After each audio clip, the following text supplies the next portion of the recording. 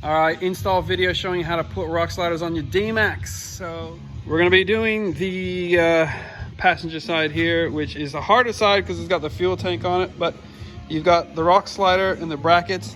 Now the rock slider is the actual step and the extrusion. All you basically do is slide the extrusion onto the step and putting the bolts in between. It's pretty easy. I don't want to show you that, you'll get bored showing that, but let's put the brackets on.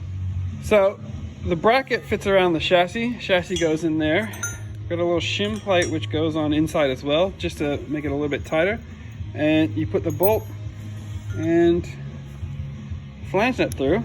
So keep it loose. Once it's all on, then you tighten up the bolt, pinches it all together.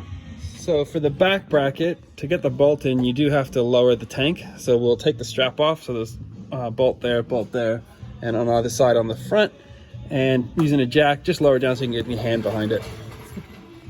For the middle bracket, on the thick part of the chassis here, and you can get the bolts all the way through, and you slide up underneath behind the cables.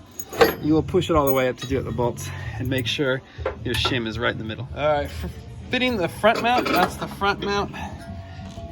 This is passenger side looking like this.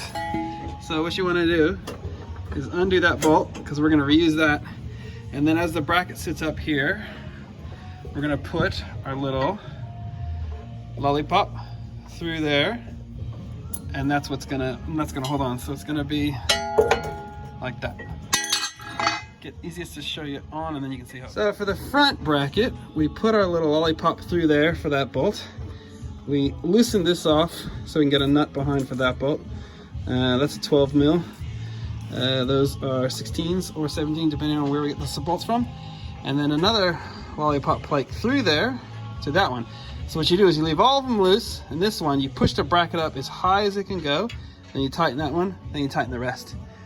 So we got the middle one in end now, and the rear one as well. So we dropped the fuel tank a little bit, support it with a jack, so we can get the nut through.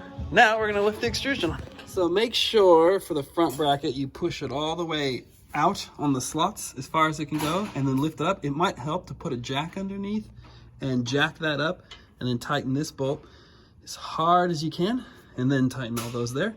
Make sure the others are tight. Now, we've dropped this on. Basically, you line up all your bolts straight through and tighten them up. Then you adjust it left and right, and you have a slider.